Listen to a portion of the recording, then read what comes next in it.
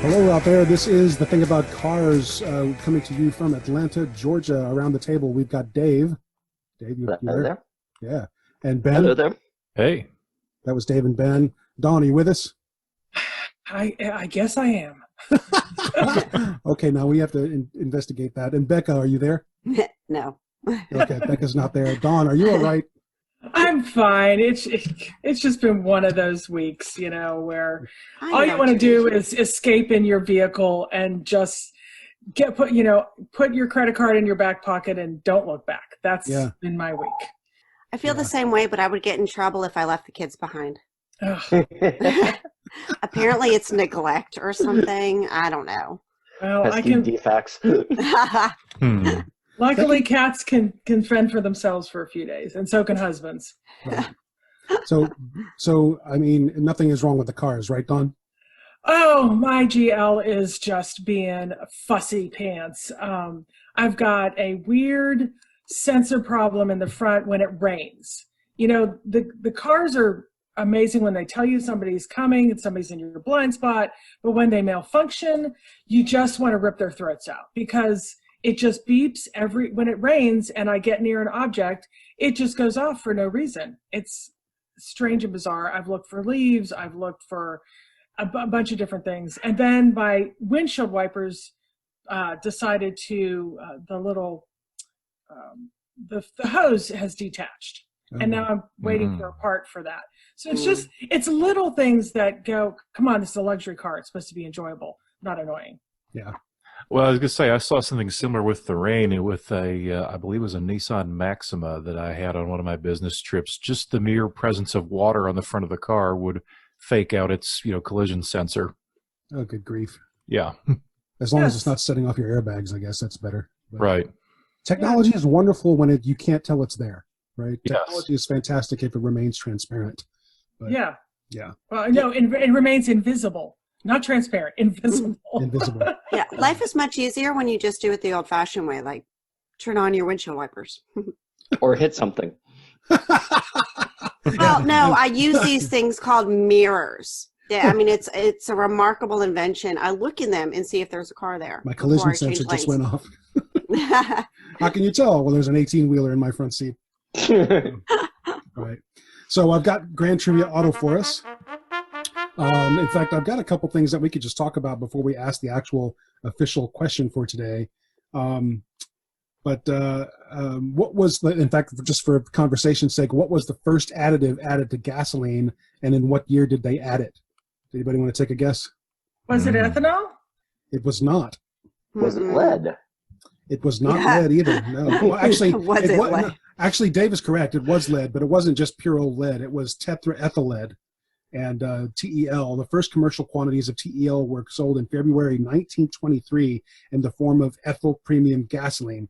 In 1923, GM set up a special chemical division to market the new additive called tetraethyl. And what shocked me was that it was 1923 when they did that. I thought it was going to be earlier. But I didn't know that it was a tetraethyl lead and not some other lead compound that was in gas. So Doesn't tetraethyl sound like a Game of Thrones character that gets killed off early in the episode? Actually, I was thinking it sounded like a Snuffleupagus's cousin. Tetraethyl, yes, exactly. So psychedelic band name from the 70s, maybe. Exactly. Right. Okay. So our official Grand Trivia Auto question for today is, on most modern high-volume passenger cars, if a brake line leading to one of the calipers or wheel cylinders is compromised, i.e. it gets broken or it rusts through, which brakes will still work, and what is this style of brake system called? So let's think about that. It's sort of a little more complex than our usual question, and there's no multiple choice here. Do I need to read the question again? Just define the high volume passenger cars. Is that what you're not an SUV? Not well, high volume passenger cars means, I guess, not a motorcycle, not a two-seater or a roadster or something like that. Oh. A mass-produced consumer automobile. Exactly. Of some kind. Yeah. Right. That's exactly right. But if you guys hate this question, then tell me that, and I have a spare question. It is. We'll noodle this over. Yeah, we don't have to love them all. We'll see if the That's brake right. failure makes us run into anything. That's fantastic. So we released an episode last week, a really short teaser episode with the recording of my friend Claire, who confessed that when she bought her first car, she would check her oil cans for dents and bulges in them Yes. to avoid botulism. Right. We have another friend who responded to that and said that early on in her days, someone convinced her that her VW Beetle from the 70s needed a new water pump, and he drove her to the auto parts store so she could get a water pump for her 70s era VW Beetle, and I just thought that was also hilarious. Wow. Yeah. You might have to explain that to some people listening, though. Oh yeah, I'm sure. And if anybody who knows about the original VW Beetle engines, they were all air cooled. There was no water cooling system in them, so there could be no water pump for an air cooled engine. It just didn't exist. I would love to have heard the case he made for needing the water pump, what symptoms and such he was, looking at. And where did he put it?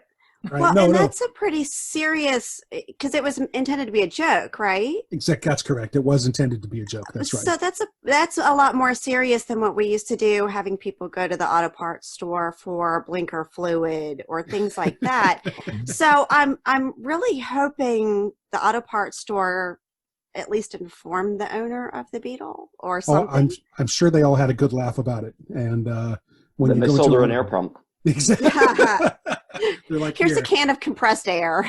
Yeah, they're like, hook this up to your friend. Well, and VW themselves, had a sense of humor about it, because at one point, I believe in the 60s, they ran an ad about how their car isn't named after a fish because it has no water in it. This was the era when you had things like marlins and barracudas and mako sharks. Right, exactly. Dave, Yes, sir. Let's talk about midlife crisis cars. In the past, you've said that the Jeep that's in your driveway now is like your second or third midlife crisis vehicle. It is. It's the latest in a long line of midlife crisis cars. It's the car I should have bought when I was like 24. Yeah. But it's when I first, the last time I was on, I think I confessed that the car I bought right out of college, I sold a Mustang to buy a Ford Tempo, which is really it's a really emasculating thing to admit. But it's like that last time the topic of midlife cars or midlife crisis cars came up a couple of times, and Mickey and I were texting each other last night as I was looking around, and I found 3 just great websites that I spent the evening on. Like one of my favorites was cars that scream "I'm having a midlife crisis." Right. And there's some good cars on that list. There are some cars that so one of the ones they put on there, number 4, is the Dodge Viper, and the Dodge Viper has that incredible spoiler on the back, and I don't get arrogant on things very often, but I'm an aerospace engineer. I can tell you that spoiler on the back is doing nothing except for compensating for some physical shortcomings. I think the length of the front end of the car does the same thing. It does. Well, when it comes to midlife crises, it might be kind of like the peacock tail, something to wag at chicks or something. So the Viper is a peacock feather. Is that what you're saying? The spoiler sure. on the Viper? The spoiler on the Viper is a peacock tail. Yes. So really, Dave, that spoiler doesn't accomplish anything for that car? I'm hard pressed to believe that car has such a lift problem. It sits less than like 2.3 centimeters above the ground. Right. So, that if it's got that much of a lift that they have to push down on the back of it that hard, then it's seriously forward loaded. I'm not sure how that thing would make it over a speed bump, much less on the Autobahn. Exactly. I've only ever seen spoilers on track cars anyway, on track Vipers. But yeah, it does seem sort of unnecessary. Well, and the infamous rear wing of the Lamborghini Countach in the 80s was also a styling abuse. That car had no need to generate that much downforce, even with the heavy rear end it had. Yeah. You know, I mean, it still had enough cornering grip, what little there was, because it was never a really that great handling car. But yeah, I mean, downforce for cornering grip is something that, you know, road cars, don't really need that much help with if you're driving legally. Yeah. Keyword, legally. Legally. Yeah. So Well, Becca, sorry, Dave, go ahead. Or Dawn, who was that? Oh, no, it's Dawn. So I was going to say, speaking of the trifecta of air-cooled, midlife crisis, spoilers, the 911. Ah. Somehow I was going to pull that Porsche 911 in here because it has. It's a segue. It's a segue. It works. It is. And I was, you know, doing some research about my 60s love of cars, and that Porsche 911 had a big transition. Well, not a big, but a nice transition in 66 to the 160 horsepower 911S. And I would love to have that car. Yeah. Literally the 1966. Yeah, who wouldn't? Would be really fun to have. But I don't think that had spoilers on it. They came later.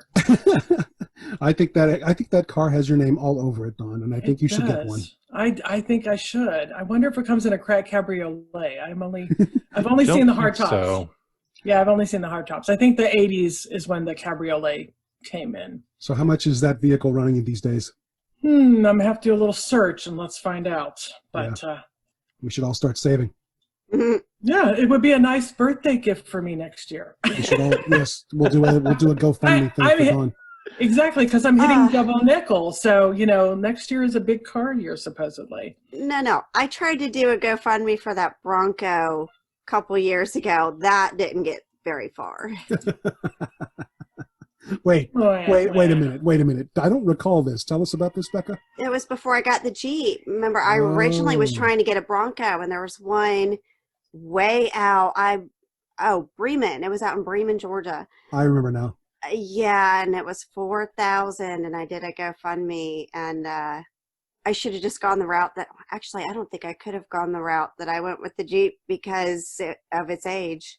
Well, So a fixer-upper would get me $40,000, or if I want a completely restored one, we're talking in the 120s. oh goodness. Yeah. Well, I hope your friends are better than mine. I couldn't even get $4,000 for a 1985 Bronco. So. Yeah. What were you about to say, Dave? I was going to say, but that's one hell of a GoFundMe. Now, you know, having turned 55, you know, this does fit in with the idea of midlife crisis. You know, that women can have midlife crises too. So maybe that's the angle you go from. It's like, there's a more to middle-aged, you know, masculinity is not just measured by belt lines and receding hairlines at midlife. What's the angle for a woman's midlife crisis? 9/11, 1966. Mm-hmm. Well, now I say, why wait? Life is way too short to wait until midlife to have your midlife crisis. I started working on mine at 24. There you go. Exactly the way to do it. What are you about to say, Ben? Well, to circle back to the cabriolet thing, from what I'm finding, that did start in the 80s. However, 1967, just 1 year off of this dream car, was when they introduced the Targa. So if you're willing to compromise a little bit on the open top, there's that. That's There right, is the Targa. Yeah, and they're only in the mid 60s. So there you go. Sweet. Only. Right. Yeah. All right. So well, I noticed this thing that Dave sent to me last night. It's literally titled "Women Want Midlife Crisis Cars Too," and I have to note that the first car they show in their illustrations here happens to be a Mustang.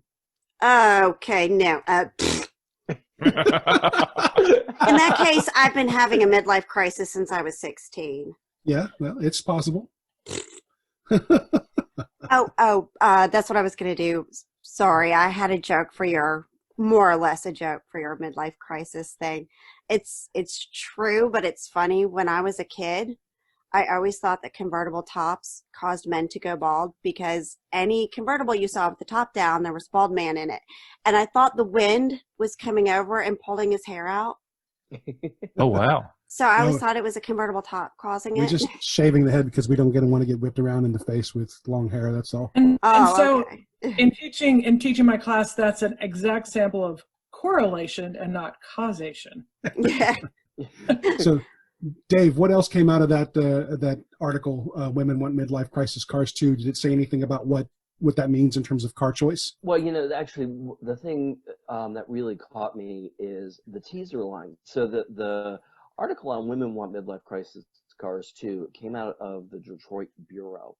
And when I was just Googling around midlife crisis in cars, their teaser line that they've got on their website for you to click through, women are more likely to want an SUV for their midlife crisis car. Perhaps like the Mercedes AMG GLE 63. What? Yeah, and I'm like, No. that literally describes no woman in my life. No, that's bull. No, I'm offended by your article. I'm leaving. I will take that car and use it as a utility vehicle any day if anybody wants to give one to me, but that's no life crisis. Or take the car and sell it and buy the thing you want. My Porsche 911. Mm-hmm. There you go. I'm looking at that article now, Dave, and it says, asked for their favorite makes and models. The Ford Mustang and Chevrolet Corvette were the favorites. It's unclear if that's because both models have undergone makeovers or what. But the next sentence catches my eye, and I have to read it. It says, curiously, women want that flashy red paint job. No. For men, the choice of color, the color of choice is black. And I'm like, really? Flashy red? Is that what women really want?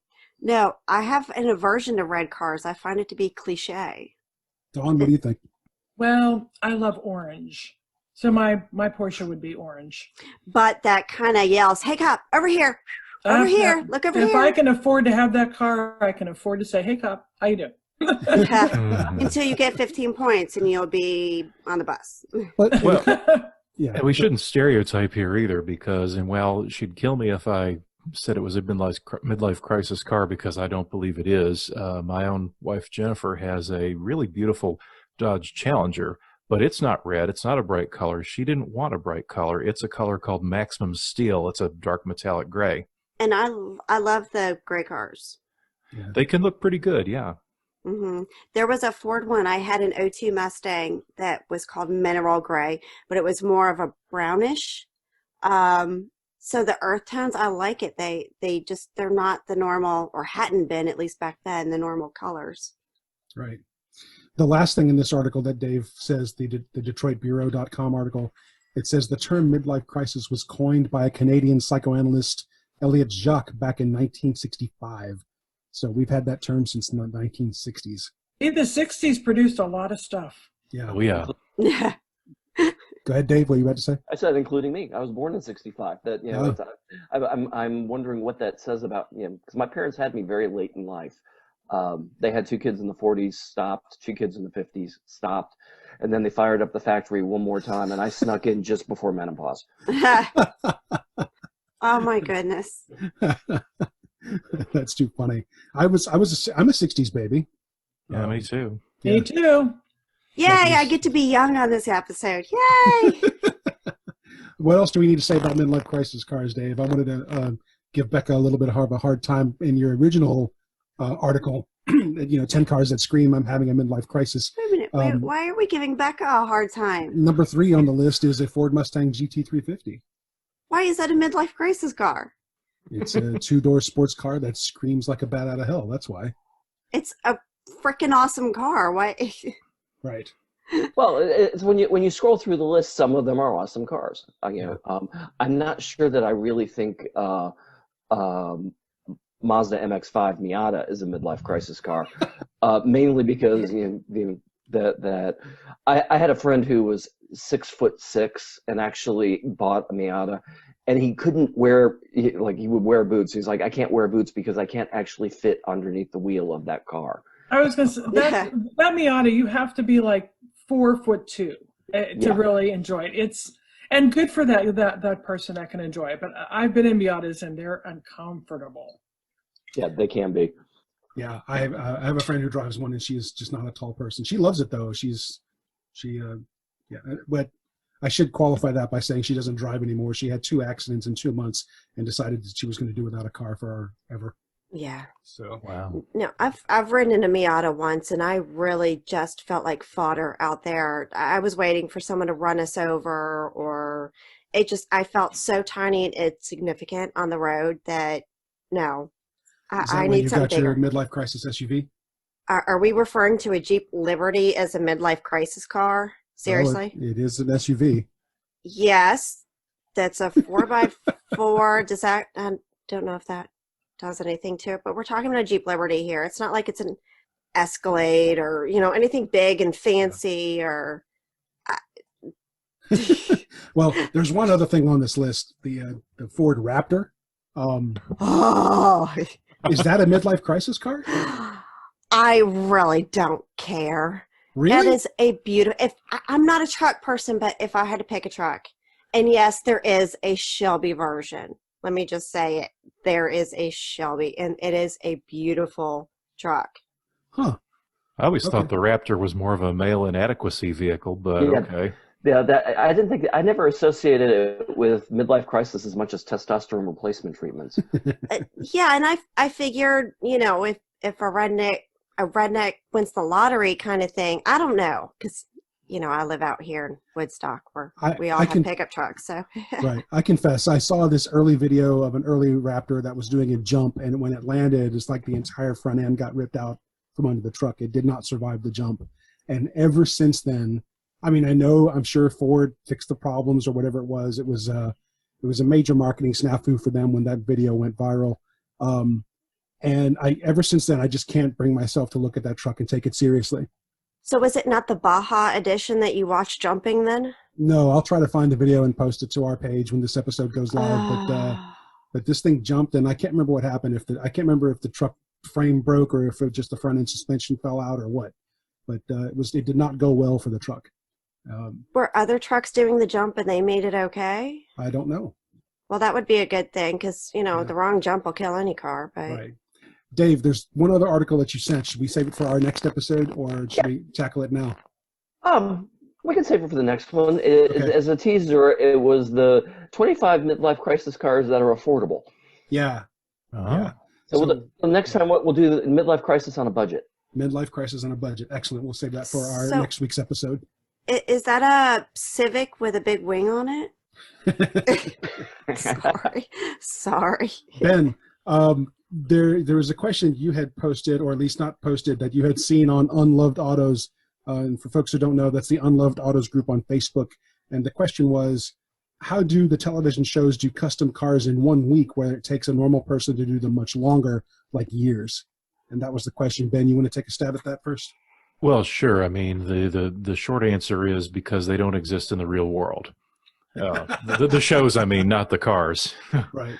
They're produced. It takes a lot longer to make the show than it does to watch the show, and because they're nationally televised things, then they become advertising vehicles for the providers of the parts.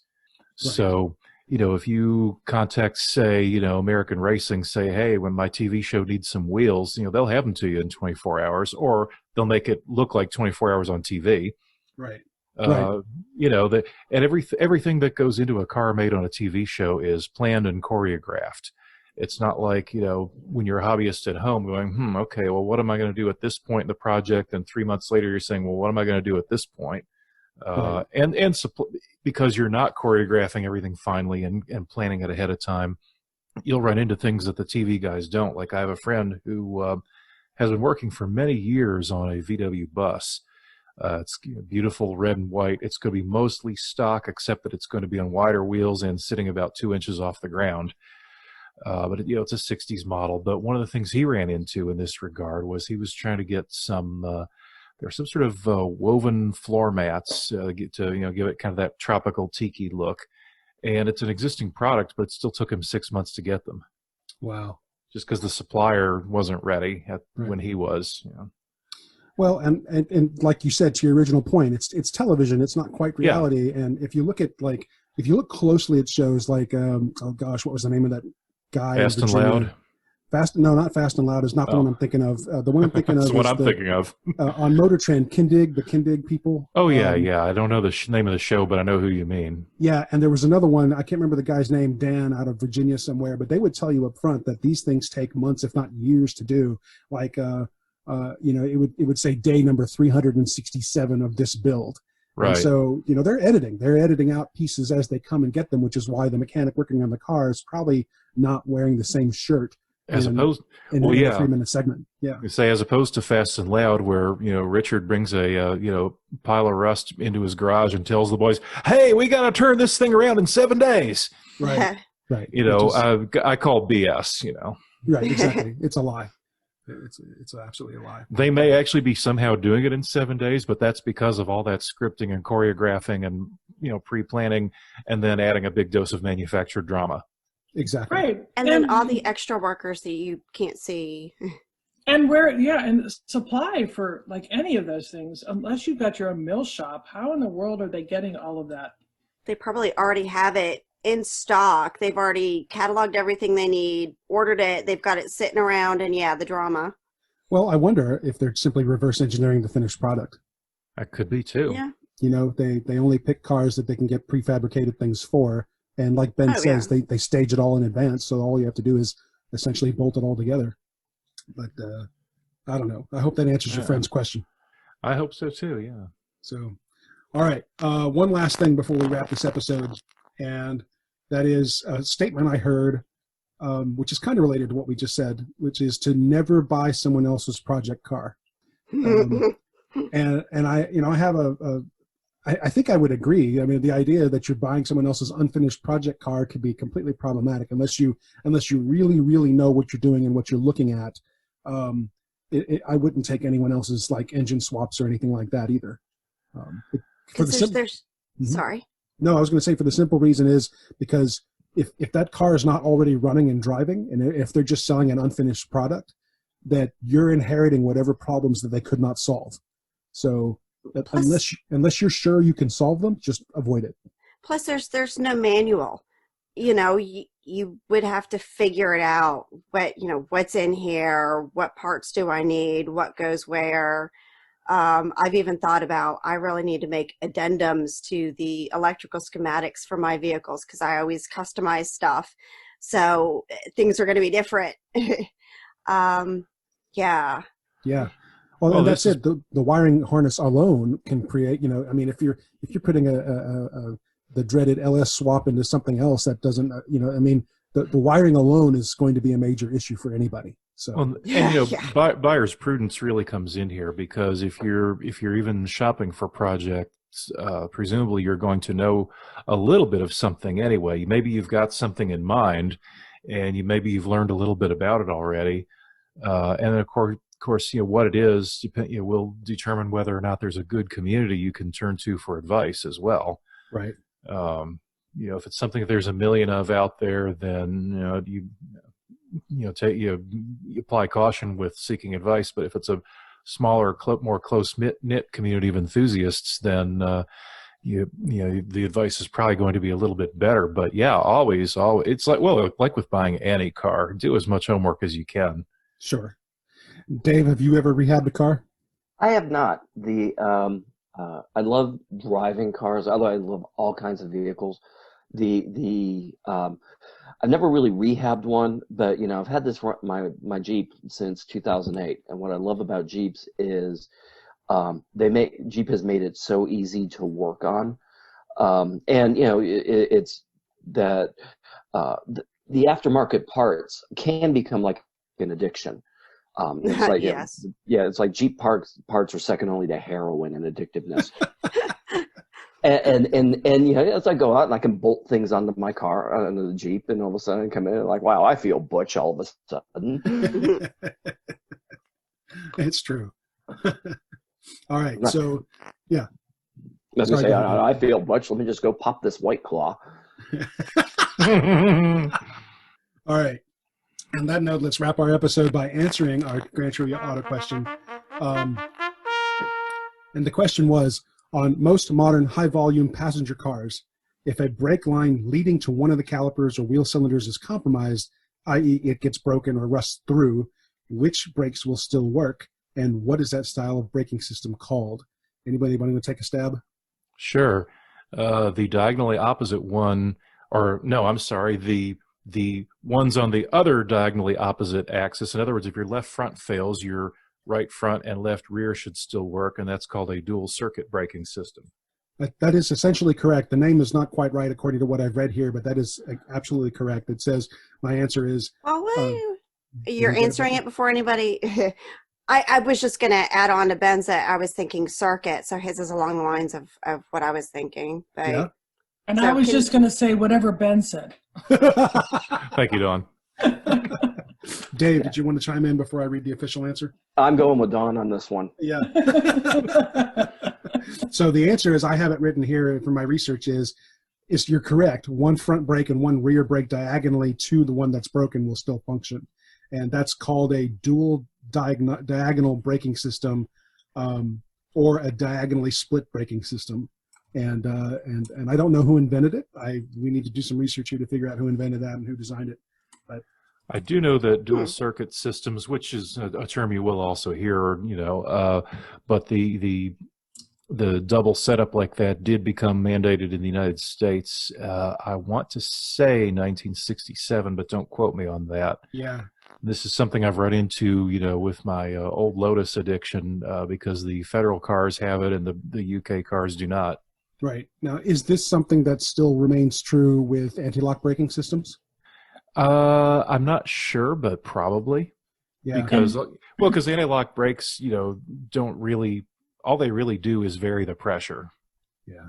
And Ben, looking at my cars of 67, the safety requirement was the dual cylinder brake systems, Oh, okay, cool. along with the defoggers, windshield washers, impact absorbing steering columns, and safe door latches. Right. Very cool. Thanks, you guys. I think this is good stuff. Is there anything else we need to make sure we mention for the show before we wrap? Seems like a no. Crickets. I'm going to find the crickets sound effect to stick that in there. Keep your brakes maintained. Keeps your right. Get your brakes maintained. And thanks as always to our friends for joining us for the Thing About Cars. We really appreciate your being a part of our family and helping us out with feedback and ratings. In the meantime, we hope you and yours are staying safe in this COVID world, and we'll see you with another episode in about a week. Take care. Bye. Well. They will. Thank you for listening. This has been The Thing About Cars. We'll see you on the road.